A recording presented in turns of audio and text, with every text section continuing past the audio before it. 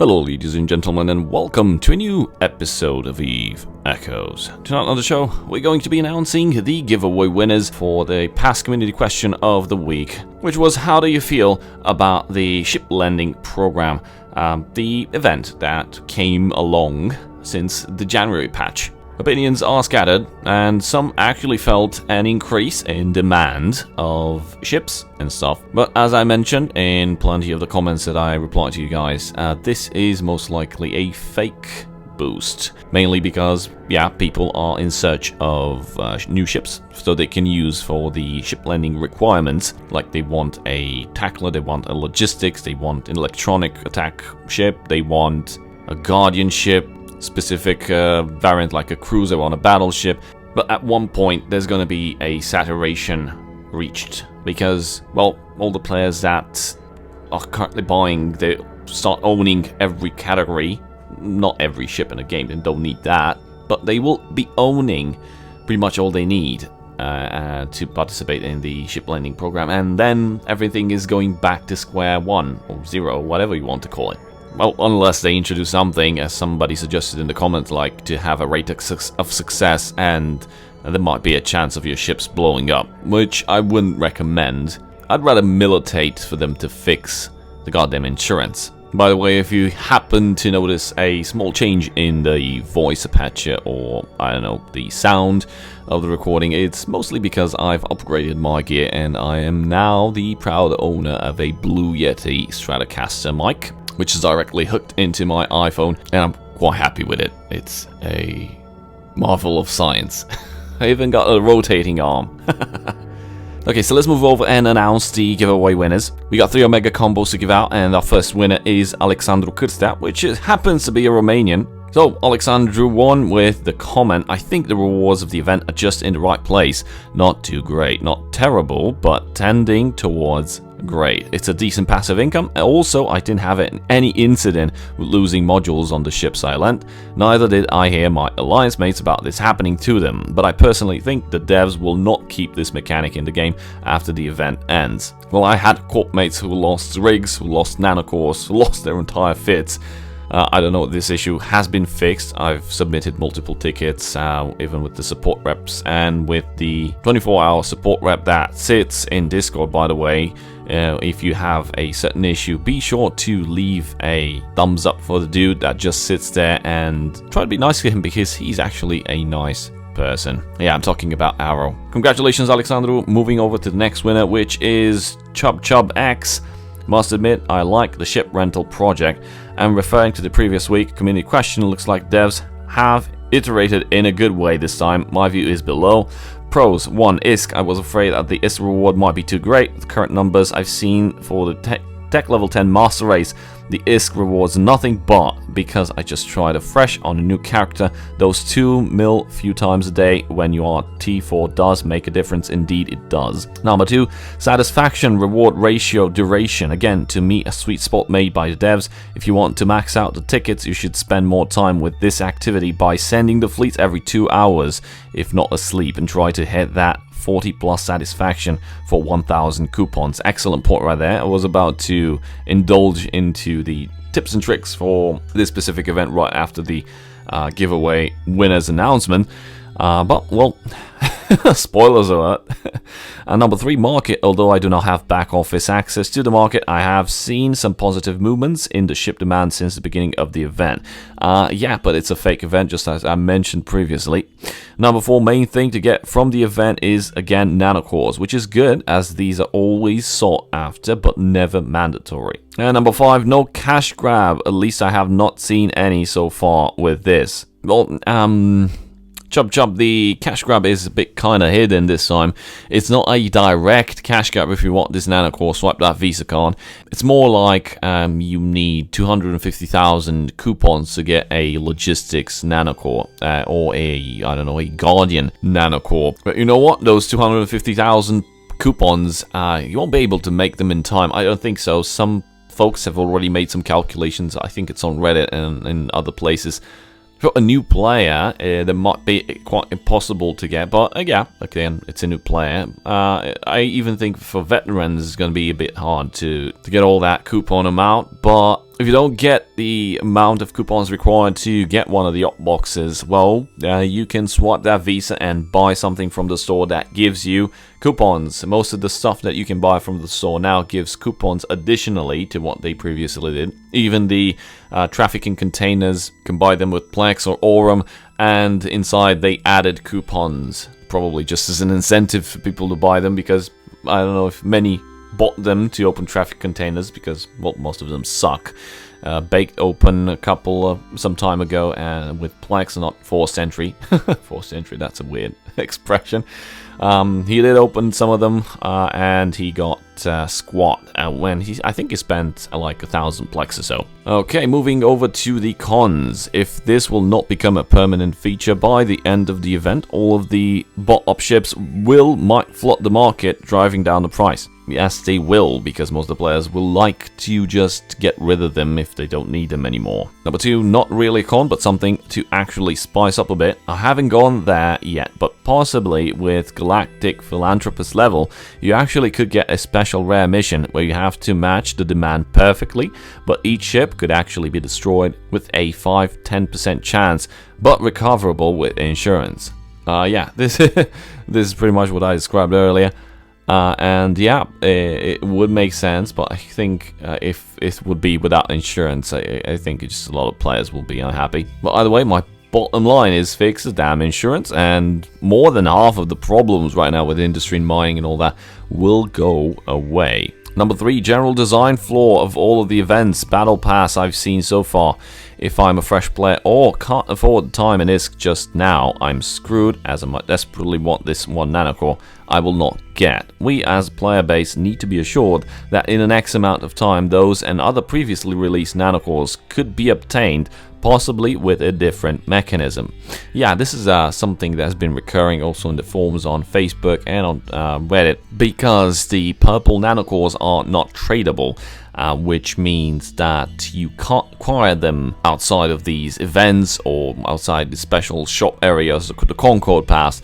So once they go away, they go away. I think in other games they have this by rotation, and you get to play and you get to acquire said stuff, trinket or whatever. And if you don't manage to get it, well, there's always, I don't know, next time, like 6 months in the future, they will start rotating this stuff again and add those back to the market or in the Concord shop or something or somewhere. That definitely makes sense for the players, for new players that, well, missed out on the content of previous year or something, to be able to give them a shot of getting that in a way. Even for veterans, maybe you were specialized in, I don't know, tackling frigates, and you mostly went after, I don't know, intercept nanocores, and now maybe you switch to Logis. You should be able to get one logistic nanocore for your Logi ship, and yeah, this is probably the best way to do it.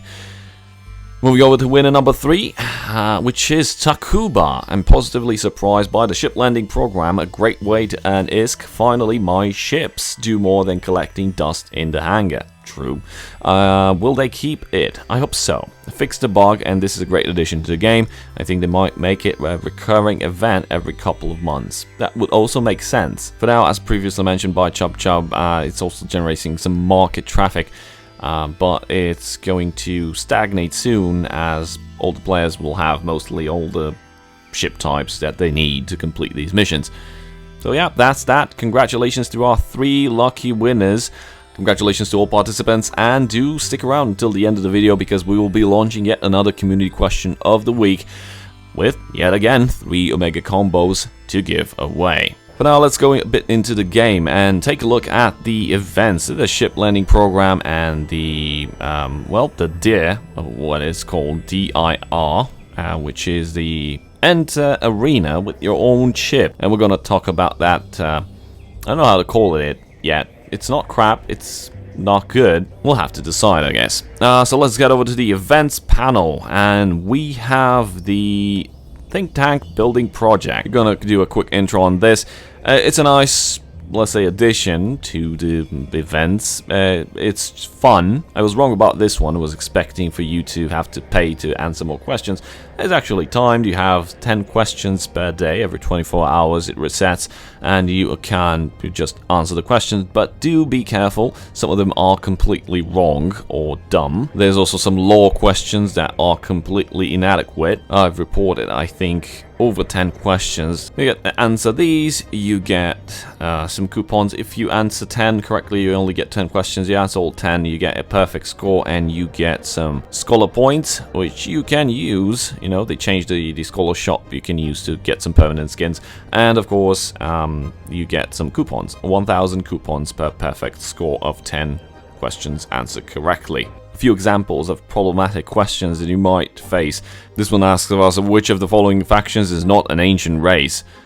And we have Jupiter. This is a bad translation. They translated Jove and Jovian to Jupiter, which is part of the language barrier that keep bringing up. They probably use Google Translate. But the correct answer for this question is A. It's not Jupiter, it's Jove, the Jovian race. They were not an ancient race. The Talokan and the Takmal and the Yangjung were, and also the Sleepers. And Jovians are descendants of the Sleepers. If you want to know more information about that, you can check the Bedtime Stories and Lore episode where I tackle the Jovian descent and where they came from and how the Sleepers are involved. Another bad question you might face is, which faction did New Eden's cloning technology originate from? Well, I can tell you for sure that none of the answers provided here is correct, because the question is not correct on itself. There's no information on lore in EVE Online or anywhere else on who actually invented the cloning technology. It was developed over time, I guess, by all the other races simultaneously. I think that the question we see here was probably referring to who developed the technology for the capsuleer technology, and the correct answer would be Jupiter, which is actually the Jove, because they invented the capsule and how it works and all that, and they gifted it to the Caldari, most notably to the Ishikone Corporation. Now, the initial capsules did not have a brain scanner, so when you go pop, your brain gets scanned, burnt by the way, and your information stored inside your brain is transferred to a clone. This was added later. Ouch. But most definitely it is not the Talokan, because the Talokan were masters of spatial manipulation and hyper-Euclidean mathematics. I think we'll be touching on the Talokan in a future a Bedtime Stories in Lore episode. Another very weird question is, you arrive at an asteroid belt in a Gila to find 20 Retriever-class ships simultaneously locking onto you and releasing a large number of drones. What should you do? The suggested answer is report them for cheating. What the fuck, mate? Let's move over to the ship rental project, which I think you're all familiar with. You can refresh, get 3 refresh per day free, and then you can pay 5,000, which is not that much considering the rewards are usually in millions, so that's kind of good. The best way to get most out of the ship rental project, by the way, we've already dived deep into tips and tricks, is to do as Chop Chop mentioned, by using the smaller missions, the 2 hours mission that give you 1,000 coupons. This means that you need 40 or above satisfaction points. And why is that? Because, well, let's take a comparison to the 10-hour mission. In 10 hours you get, let's say, 3,000 coupons or so, but in 2 hours with missions of 40 satisfaction you get 1,000 coupons. So in 10 hours you get 5 said missions of 2 hours. Just requires you a bit more of micromanagement to enter the game and, you know, claim the rewards, recall the ships, initiate another mission. If you do that in 10 hours you'll have 5,000 coupons instead of just 3,000. So it makes a lot of sense. Now there's also the thing that you can do with faction ships if you have them. You definitely have the Canue, the Sinue, and I don't know, maybe you also have the Praxis, the Gnosis, and the Synesis. You can use those to circumvent requirements for ships that say, I need to use a specific tech level ship. So you can circumvent that by feeding off a faction ship to it. Since the faction ships are techless, they're actually tech level 0, but they removed the stat. It was in debate, I still have some screenshots. You can put that and it's basically treated as max tier tech level 10. It's not an exploit if it's part of the game and it works as intended. plenty of people have been buying stuff off the market, and to be able to supply these demands, at one point everyone will reach a saturation of ships and no one will buy anything yet again. So yeah, it helped a bit with the market. The prices went up a bit, but it's going to stagnate sooner. It's all going to be in the dumps.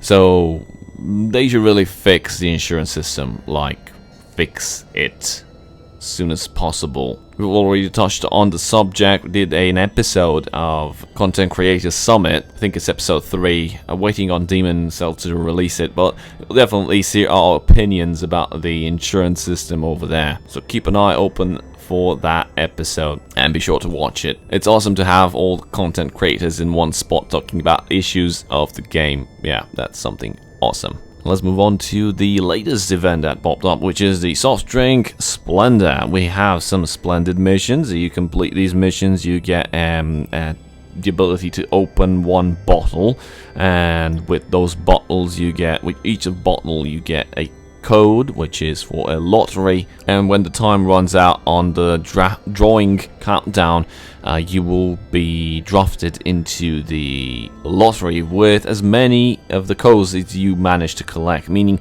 you have to get those dailies done to get 5 codes per day, so you have as many chances of, I don't know, winning something at this lottery. The tasks are pretty simple. It requires you to DIR, Faction Warfare, the new thing with the ships, purchase something from the New Eden store, share the game, complete think tank building project, which is pretty simple.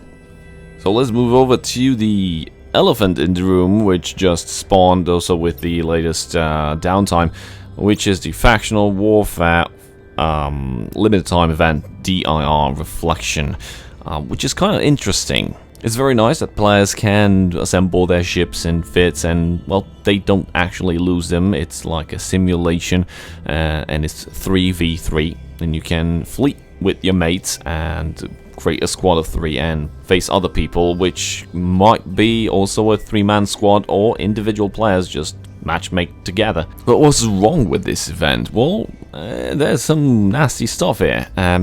First of all, there's no tier matchmaking system, meaning everyone gets matched with everyone, and players discovered this quite fast, which means this event is a total bust for new players. Why? Because, well, new players don't have battleships yet, because they're not tech level 9. What happens currently in this faction war game type? You guessed it right. It's a spam of battleships, faction battleships of, let's say, apocalypse strikers. That's the most predominant meta inside this type of arena. And the fact that you don't have a spawning selector, like to pick where you want to spawn, like close to the beacon, 100 kilometers for the beacon at range. What type of gameplay do you prefer, and how do you want to engage in the arena? If you want to be a sniper, yeah, you should be able to select to spawn 50, 100 kilometers in your optimals, whatever, from the beacon. Instead, everyone is warped in at a distance from the middle of the arena, even if it's a brawler, even if it's a sniper. So this is definitely an incentive for people to use sniping fits. And guess what? A ship is best for sniping. We've got the Apocalypse Striker. Now, the best team that I could come up with in a 3-man squad is having 2 Apocalypse Strikers and 1 Vindicator. Why is that? Well, the 2 Apocalypse Strikers will just snipe everything and clean the board, and you need some protection for them, and that's how the Vindicator plays his part. It's mostly tank. You don't even need damage mods, because though the damage will be carried by the Apocalypse sitting in the back. You just need your basic web, your MVD, and plenty of tank, because you'll be acting as meat shield for your teammates. You will be darting towards the middle of the arena to try to intercept whoever thinks himself a hero and wants to brawl and come to tackle the apocalypses. You'll keep them in place. You have plenty of firepower, plus supporting firepower from the apocalypses, and this is how you basically win. I've seen people in cruisers, in Vexor trainers, in Omen trainers. They died within 15 seconds of the match start. This is not something for new players unless new players get matched with new players, and they have like the same tier level, and well, gee, that would make sense. Right, I guess I didn't think of this too much. But either way, any wins and any stuff that you do here don't count to the daily objectives inside these the LP exchange, and they do count towards that drink event that you get the codes with the lottery, but not for the daily trainings, and not towards the rank of the factional warfare. Like right here, you see the lieutenant. This is not going to increase if you play this too much, but it's definitely fun. It's most like a stage for flexing. You need to bring your most valued Macarial Nightmare, but most of the times Apocalypse Strikers win the game, unless primaried from the very beginning of the game. I have the opportunity of going close to the Apocalypse Strikers if they don't have like something to keep in place, like a Barghorn or Vindicator. Then I reach my destination and those Apocalypse Strikers are dead. When there's Vargorns and Vindicators, well, that's another thing, because, well, you kind of need to rely on your mates to deal and help you with dealing with the Vindicator, but at the same time, the Apocalypse Strikers will help the Vindicator, and whoever's brawling in the middle, the support ships will try to snipe those as well, unless they snipe each other and just don't care about what's happening there. But yeah, this is pretty much the point, and this is how the new faction warfare game type is presenting. It's good, it's fun, but it's definitely not for new players. Now, if you just had your fun with this type of arena and you entered and, well, the fun was ruined because of the Apocalypse Strikers, don't be a troll. I mean, think about the other people that are trying to, I don't know, enjoy this type of arena. If you just go and matchmake with rookie ships, with Impera and Ibis, that's not okay, man. Just don't do that. You're ruining the game for other players who have no fault that this event was not made for new players and not made for players who don't own battleships. You can still have a shot with battle cruisers, you can still have a shot with cruisers, with assault cruisers, but again, we're talking about ships in tech level 9, tech level 10, which new players don't have access to. Maybe this is just an experiment, but if it might be a good experiment. Maybe they'll learn to do proper tier matchmaking out of this, depending on ship class or tech level, you name it. But just like this, but I don't see this as permanent future content, or at least reliable. It's just going to be battleship and faction battleship spam. And we've reached that point in the video where we announce the next community question of the week, and guess what this week is? How do you feel about the DIR Reflection new arena type, this new factional warfare where you assemble your own ship and your own fit, and you matchmake with friends and, I don't know, just random guys if you want to go solo. Do you enjoy it or not? What's your feelings on this? Drop a comment below and let me know. That's it for today. I hope you guys learned something. Thank you guys for watching. Give a big shout out to my channel supporters, and I'll see you guys next time. Cheers.